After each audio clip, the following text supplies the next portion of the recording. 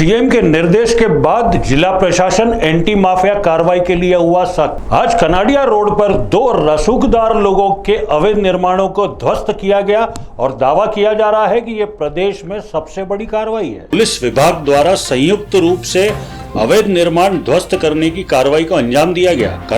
Kanadia road स्थित 2 बड़े marriage garden प्रेम बंधन और रिवाज को पूरी तरह ध्वस्त कर दिया गया। प्रशासन का कहना है कि दोनों ही गार्डन शहरी सीलिंग की भूमि पर बने थे और गार्डन संचालक द्वारा आसपास की भूमियों पर भी गुमटियां संचालित की जा रही थी, जिससे किराए के रूप में इन्हें काफी बड़ी आमदनी होती थी, जिन्हें भी ध्वस्त कर दिया गया। कुल मिलाकर करीब 38 एकड़ भूमि को मुक्त कराया गया है, जिसकी कीमत लगभग 1000 करोड़ के आसपास आंकी जा रही है। अतिक्रमण की इस कार्रवाई को अंजाम देने के लिए पूरे प्रशासन की टीम रात भर से ही तैयारी में व्यस्त रही।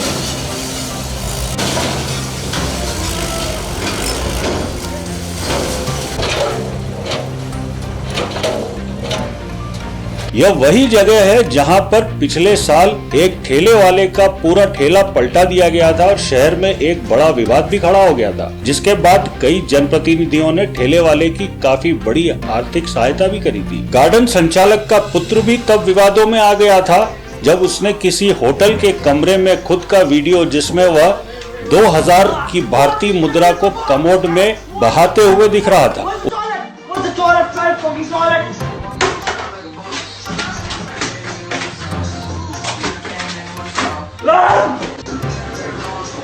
जिला प्रशासन ने गुरुवार से ही इस कार्रवाई की तैयारी कर ली थी। शुक्रवार सुबह 4:30 बजे रेडिसन होटल के पास पूरे अमले को बुला लिया गया। उसके बाद ये सभी कनाडिया क्षेत्र में पहुंचे। इस कार्रवाई में प्रशासन के साथ नगर निगम और पुलिस का भी भरपूर अमला लगाया गया है। यहाँ 80 से ज्यादा दुकानें भी ढहाई गई हैं। वहीं प्रेम बंधन और रिवाज गार्डन को पूरी तरह से ध्वस्त कर दिया गया। इसके साथ ही इन गार्डन को बनाने वाले रसूखदारों का रसूख भी पूरी तरह से धराशायी हो गया। इस मामले में प्रशासनिक अधिकारियों का कहना है कि यह संयुक्त कार्रवाई थी और एंटी माफिया के खिलाफ इंदौर जिला प्रशासन की यह कार्रवाई जारी रहेगी। 3 तरह की कार्रवाई के मोड हैं। एक तो सीलिंग की भूमि जो 38 एकड़ के आसपास है, इसमें लगभग इसका व्यवहारिक मूल्य 1000 करोड़ रुपए है, इसको मुक्त कराया गया है। दूसरी कार्रवाई के रूप में ऐसे भवन जिसके ऊपर बगैर अनुमति के बिल्डिंग कंस्ट्रक्शन किया गया था, उनको जमींदोज किया गया है। और तीसरी कार्रवाई जिसमें फुटपाथ पर लोगों को व्यापार करने की अनुमति ये लोग देते थे, 2 लोगों के नाम निकल के सामने आए, एक सोहराब पटेल और कोई यूनिस खान है। इन लोगों द्वारा लोगों से पैसा लेकर के सरकारी ज़मीन पर लोगों को व्यापार करने दिया जाता था। तो ये 3 कार्रवाइयाँ संयुक्त रूप से यहाँ हुई हैं। इसमें जो 2 गार्डन हैं, आपका रिवाज गार्डन में तो किसी प्रकार से कोई भी कागजात प्रस्तुत नहीं किए गए थे। पूरा समय दिया गया था, लेकिन कोई भी न भवन अनुज्ञा न कोई भी कागज़ प्रस्तुत नहीं किए गए थे। लेकिन जो प्रेम बंधन गार्डन है उसमें इन्होंने जो कागजात प्रस्तुत किए थे, उसमें एक बहुत पुरानी ग्राम पंचायत की भवन अनुज्ञा लगाई थी। लेकिन भवन अनुज्ञा का मतलब होता है ग्राम पंचायत के जो रूल्स है उसके अनुसार भवन अनुज्ञा में सरपंच और सचिव के दोनों सिग्नेचर होना चाहिए, तभी भवन अनुज्ञा वैलिड होती है। लेकिन जो उन्होंने कागज़ लगाया था उसमें किसी प्रकार से कोई सिग्नेचर सचिव के नहीं थे। तो ये बहुत ही क्लियर था कि ये जो भवन अनुज्ञा कागज़ लगाया है वो गलत तरीके से बनाया गया है, फोर्जरी से बनाया गया है। नंबर 2, जब ये सभी ग्राम पंचायत की जितने डॉक्यूमेंट्स हैं 2013 के बाद नगर निगम में ट्रांसफ़र हुए थे, तो सारा रिकॉर्ड आदान प्रदान हुआ था।